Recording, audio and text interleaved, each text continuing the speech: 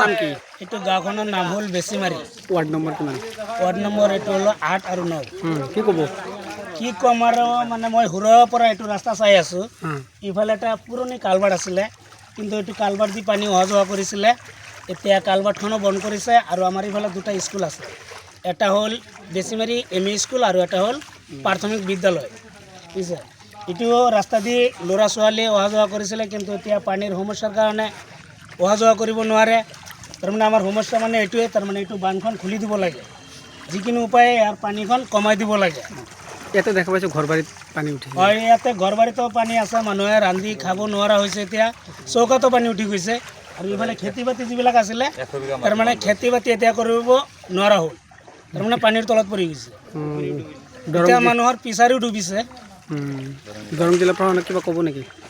প্ৰশাসনক আমি আৰু কি ক'ম, মানে আমি এইটোৱে দাবী জনাইছোঁ যাতে এইটো পানী যাতে খুলি দিয়ে, তাৰমানে এইটো ৰাস্তা দি যাতে ল'ৰা ছোৱালী চলাচল কৰিব পাৰে আৰু মানুহে যাতে খেতি বাতিবিলাক কৰি খাব পাৰে। মানে কালভাৰ্টৰ পানীটো কালভাৰ্টখন পুৰণি কালভাৰ্টখন খুলি দিব লাগে।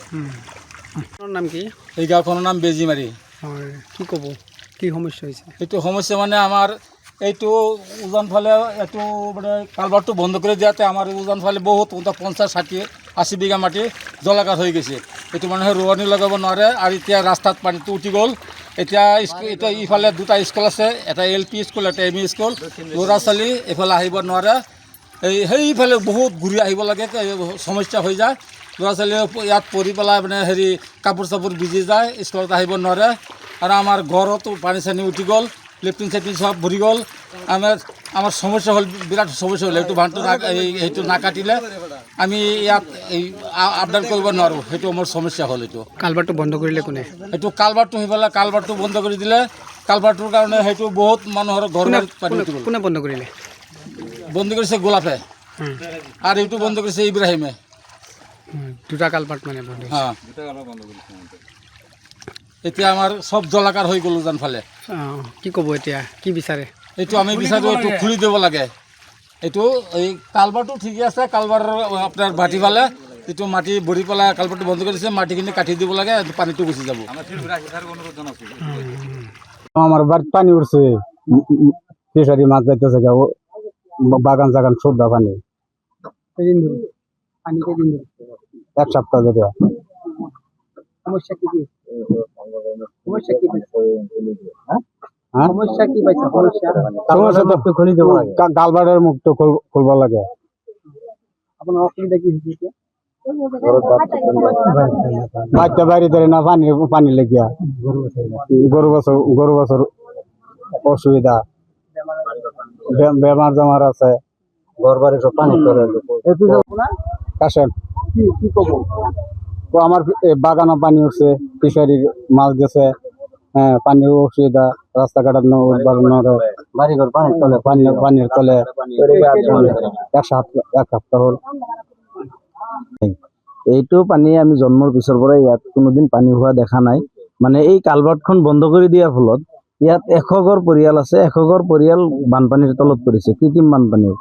মই DCO মহোদয়ক মই অনুৰোধ জনাম যে অতি সোনকালে আমাৰ এইখিনি লাটমণ্ডলৰ জৰিয়তে তদন্ত সাপেক্ষে এই পুৰণা কালভাৰ্টটো খুলি দিব লাগে, যিহেতু এই ৰাস্তাটো PWD ৰাস্তা আৰু PWD ৰাস্তাত বহুত পুৰণি কালভাৰ্ট, দুটা কালভাৰ্ট বন্ধ কৰাৰ ফলত গোটেই গাঁও বানপানীৰ তলত পৰিছে, খেতি বাতি সব বানপানীৰ তলত পৰিছে।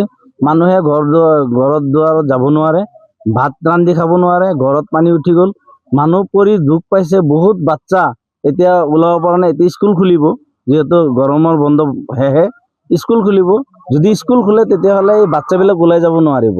আৰু এই বানপানীৰ ফলত ইয়াত কিছুমান বেমাৰৰ বীজাণু দেখা দিছে। ইয়াত মানুহৰ জ্বৰ হৈ আছে, কিছুমানৰ পায়খানা হৈছে আৰু বাচ্চাবিলাকে বহুত অসুবিধাত আছে।